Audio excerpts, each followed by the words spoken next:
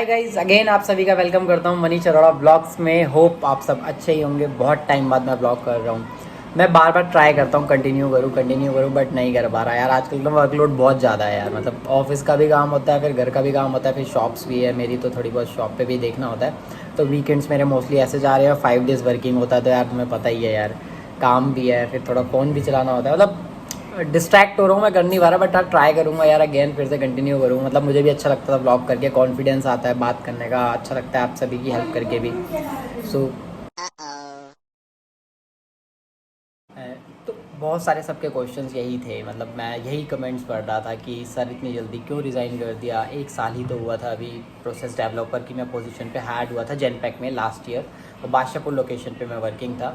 और मुझे अभी 1 साल 1 महीना हुआ था, मैंने मतलब प्रमोशन लिया अपना। उसके बाद मुझे मतलब प्रमोशन से पहले मुझे मेरी जॉब मिल गई थी, बट मैंने रिज़ाइन नहीं मारा था क्योंकि उसमें कुछ टाइम था, टाइम पीरियड तक मुझे ऑफ़र लेटर एक्सेप्ट करना था। लकीली मुझे प्रमोशन मिला, देने उसके 1-2 दिन बाद मैंने ऑफर लेटर एक्सेप्ट कर लिया दूसरी कंपनी का, and then resign from my profile. अब मुझे 1 महीना हो गया ऑलमोस्ट, मैं जेनपैक छोड़ चुका हूँ और मैंने दूसरी न्यू कंपनी ज्वाइन भी कर ली है। जस्ट अभी रिसेंटली ज्वाइन करी है। बहुत टाइम से शफल चल रहा था कि किस कंपनी को ज्वाइन करूँ किसको ना करूँ, क्योंकि सबने एक टाइम पीरियड दिया था मुझे चूज़ करने का। किसी की ज्वाइनिंग डेट थी 20 में, किसी की ज्वाइनिंग डेट थी 25 में। सो वो थोड़ा सा लिटिल बिट बहुत कंफ्यूजिंग था मेरे लिए कि मतलब मैं मॉनेटरी बेनिफिट के तरफ जाऊँ या लर्निंग की तरफ जाऊँ। सो आई डिसाइडेड आ लर्निंग। सो मैंने एक अच्छी कंपनी ज्वाइन करी है और फ्यूचर में आपको ज़रूर डेफिनेटली पता चलेगा कि मैंने कौन सी कंपनी ज्वाइन करी है। अभी मैं हाल ही में बता ही दूंगा आपको, कुछ दिनों में, 1-2 दिन में मेरे ब्लॉग्स आएंगे तो पता चलता रहेगा आपको कि मैंने कहाँ ज्वाइन किया है, मेरा बेनिफिट कैसा रहा, मतलब क्या क्या एक्सपीरियंस रहा इंटरव्यूज़ देने का, वो भी शेयर करूँगा। फिर मतलब JLL में भी मुझे पता चल गया था मैं सिलेक्टेड हो गया हूँ, तो मैं फिर उनके ऑफ़र लेटर का वेट करने लग गया और 2-4 दिन बाद मेरे पे उनका भी ऑफ़र लेटर आ गया लकीली। और बहुत मतलब EXL से तो उन्होंने बहुत अच्छा पैकेज मुझे ऑफ़र किया था।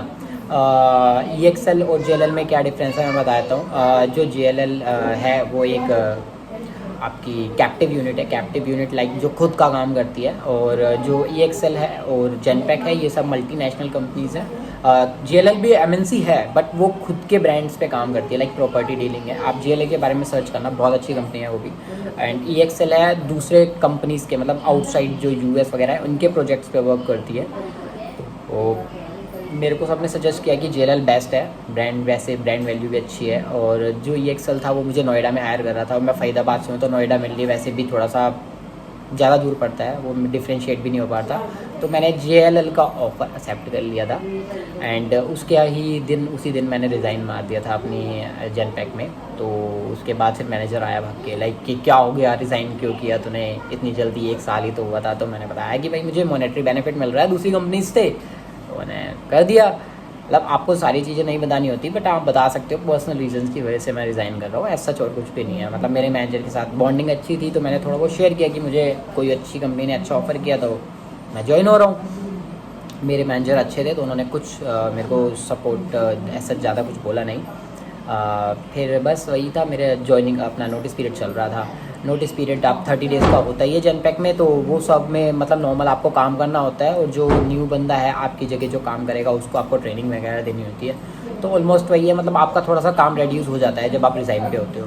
तो मैं ट्रेनिंग देता था, थोड़ा बहुत काम करता था, देन मैं शट डाउन कर देता था सिस्टम। मेरी सैलरी नहीं आ रही थी फिर डेट में, क्योंकि जब आप रिज़ाइन पे होते हो आपकी सैलरी भी नहीं आती, आपकी सीधा एंड में सैलरी आती है फुल एंड फाइनल करके। गाइस तो ऐसा ही हुआ। बीच में अब जब नोटिस पीरियड सर्व हो रहे थे तो मैंने सोचा कि मतलब यार ऑप्शंस हैं तो मैं देखता हूँ कुछ और ऑप्शंस भी सिलेक्ट कर लेता हूँ। सो मेरी JLL में जो ज्वाइनिंग होने वाली थी वो ज्वाइनिंग डेट थी 20 मई।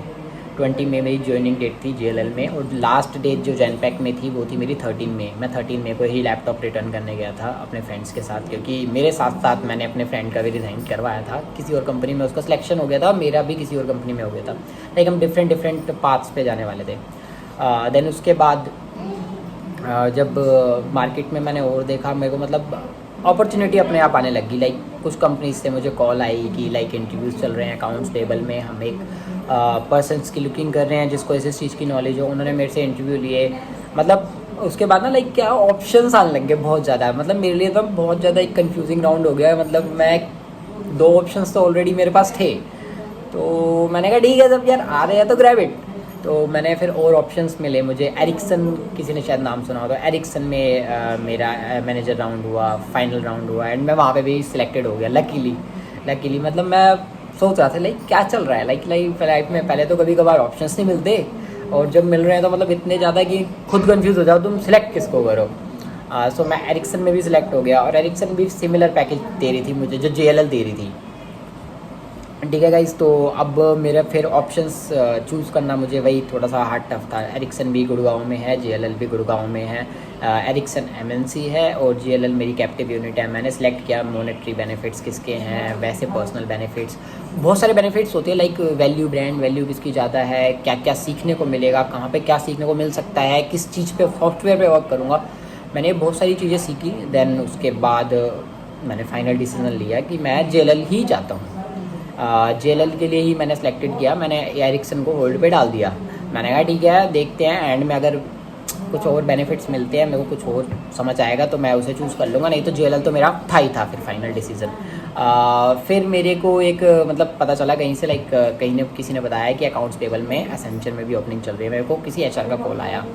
सो एंड लकीली मैंने उसको अपनी HR रिज्यूमे भेजा एंड देन उन्होंने मेरी CID क्रिएट कर दी। एसेंचर में थोड़ा इंटरव्यू का ना मेरा तो सारे वीडियो कॉल पे हुए राउंड्स मोस्टली हर कंपनी में, बट एसेंचर में आपको जाके करना था like face to face rounds थे उनके, वीडियो कॉल पे नहीं थे, ऑनलाइन नहीं थे, ऑफलाइन थे सारे इंटरव्यूज़। तो उन्होंने मुझे शेड्यूल कर दी मेरी डेट कि तुम्हारा फ्राइडे या ट्यूसडे को इंटरव्यू होगा, तुम्हें जाना है इस टाइम तक एंड इंटरव्यू होगा। तो मैं अपने साथ साथ अपने कुछ फ्रेंड्स को भी लेके गया था, मतलब उन सबका मैंने इंटरव्यू शेड्यूल करवा दिया था। इंटरव्यू शेड्यूल हुआ, हम वहाँ पहुँचे और लकीली हम 4-5 बंदे गए थे। हम मेरे फ्रेंड्स हैं जो सेम कंपनी सेम टीम शायद अच्छे नो उन सब। तो उन सब ने हमने साथ में इंटरव्यूज़ दिया और लकीली हम सब सिलेक्ट भी हो गए एसेंचर में। तो मतलब एसेंचर की ब्रांड वैल्यू तो यार इन सबसे ज़्यादा है। मतलब सो अब मेरे लिए ना कुछ दिन टाइम बाद हुआ एसेंचर में एक्चुअली इंटरव्यू का राउंड्स ना बहुत ज़्यादा डिफ़िकल्ट्स होते हैं, क्योंकि पहले आपको HR राउंड क्लियर करना होता है, उसके बाद आपका होता है मैनेजर राउंड के बाद आपका होता है video call round. Video call में वो आपको ना मैनेजर राउंड के बाद आपको घर भेज देते हैं, घर भेजने के बाद आपका वीडियो कॉल राउंड लेते हैं आपके लैपटॉप, पर्सनल PC लैपटॉप पे आपको वीडियो कॉल राउंड देना होता है, सेम एज़ जो आपने मैनेजर राउंड वहाँ पे दिया था face to face, same as वैसे होता है। उसके बाद जो आपका फाइनल राउंड होता है वो होता है आपका टेस्ट असेसमेंट। एसेंचर वाले असेसमेंट लेते हैं जिसमें आपके अकाउंट्स के question, basic knowledge of question, Excel के क्वेश्चन और ईमेल राइटिंग का टेस्ट होता है। अगर आप उसमें से पास हो जाते हो तभी आपको ऑफ़र करते हैं, लाइक कंपनी ऑफ़र करती है कि आप सिलेक्टेड हो, नहीं तो आप रिजेक्टेड हो जाओगे। तो फिर तो लकीली मैं पास हो गया था एंड मुझे कंपनी ने पैकेज ऑफ़र किया।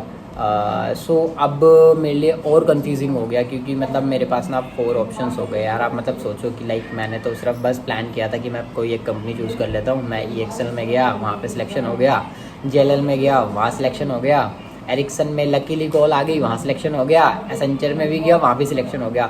अब मैं ना कन्फ्यूज़ हो गया कि लाइक मैं क्या ऑप्शन चूज़ करूँ। मैं ना 12 मई मतलब 13 मेरा लास्ट डेट था, मेरे को 20 को ज्वाइनिंग करना था। मैं एंड तक कंफ्यूज था कि मैं किस कंपनी में एक्चुअली अब जाऊं। मैंने सीनियर्स मेरे फ्रेंड्स थे जिन्होंने मेरे को स्टार्टिंग से लाइक नॉलेज दी है, थोड़ा बहुत पढ़ाया है या जो भी है, मैंने सबसे बातचीत करी, शेयर करे अपने रिव्यूज़, लाइक मैं क्या करूँ। मेरे को ना थोड़ा सा बहुत सारे ऑप्शंस होते हैं ना, आप कंफ्यूज हो जाते हो यार। तो मैं भी कंफ्यूज हो गया था। मैं कंफ्यूज हुआ कि मैं किस बात पे जाऊँ, कैसे कैसे क्या करूँ। तो फाइनल मैंने डिसीज़न जो 13 मई को मेरा लास्ट डे था उस दिन मैंने फाइनली डिसीज़न ले लिया कि मैं किस कंपनी में जाऊंगा। एंड फिर मैं फाइनली अब ज्वाइन कर चुका हूँ जिस कंपनी में मैंने जाना था। फिर जो दूसरी कंपनीज़ के मैंने ऑफ़र एक्सेप्टेड करे थे उन्हें मेरे को ईमेल पे मना करना पड़ा, क्योंकि जब तक आप ज्वाइनिंग नहीं करते, आपकी ज्वाइनिंग डेट से पहले आप डिनाई कर सकते हो कंपनी को कि मैं नहीं आ पा रहा किसी रीज़न्स की वजह से। सो मैंने वही ईमेल करके मना कर दिया JLL में भी और अनदर कंपनीज़ में भी कि मैं आपकी कंपनी ज्वाइन नहीं कर सकता, क्योंकि मुझे पर्सनल रीज़न्स है, कुछ पर्सनल इश्यूज़ हैं या कुछ भी XYZ रीज़न्स आप दे सकते हो। कंपनी से आपसे ज़्यादा कुछ नहीं पूछेगी, क्योंकि जब तक आप ज्वाइन नहीं हो रहे तो आप उनकी एसेट्स नहीं हो, तो वो आप पे लाइक कुछ भी नहीं, सवाल क्वेश्चंस कुछ भी नहीं करेगी। सो बस एक यही मतलब मेरी जर्नी थी जो मैं मतलब बहुत टाइम से सब कमेंट्स कर रहे थे कि क्यों छोड़ा, कहाँ ज्वाइन किया। अभी कहाँ ज्वाइन किया ये आपको पता चलेगा नेक्स्ट व्लॉग में, और आपको ये पता चलेगा लाइक आपको जब रिज़ाइन मारना होता है तो क्या क्या लाइक ईमेल कैसे भेजनी होती है, अपने मैनेजर को बताना होता है, जो भी है मैं आपको ये सब शेयर करूँगा नेक्स्ट ब्लॉग में, तो आप मेरे साथ ब्लॉग पे बने रहें, keep in touch with me. And जो भी प्लीज़ इस चैनल में नए हैं, मेरी चैनल को ज़रूर लाइक एंड सब्सक्राइब जरूर करना। वीडियो अच्छी लगी हो तो, अगर नहीं लगी हो तो प्लीज़ कमेंट सेक्शन में आके ज़रूर बताना कि मुझे क्या क्या चेंजेस और करने चाहिए वीडियोज़ में। और धीरे धीरे मैं इम्प्रूवमेंट कर रहा हूँ ब्लॉगिंग में, बट क्योंकि भैया बहुत टाइम बाद करता हूँ ना, तो फिर थोड़ा सा डिफ़िकल्ट हो जाता है। बट श्योर मैं ब्लॉग्स जल्दी वापस कंटिन्यू बनाऊँगा। महीने में 3-4 ब्लॉग तो बना ही दूँगा, अब ज़्यादा नहीं तो फिर हो सका तो फ्यूचर में कंटिन्यू ब्लॉगिंग करेंगे फॉर श्योर। तो इसी के साथ इस ब्लॉग का करते हैं यहीं पे एंड गाइज़, तो bye bye and take care.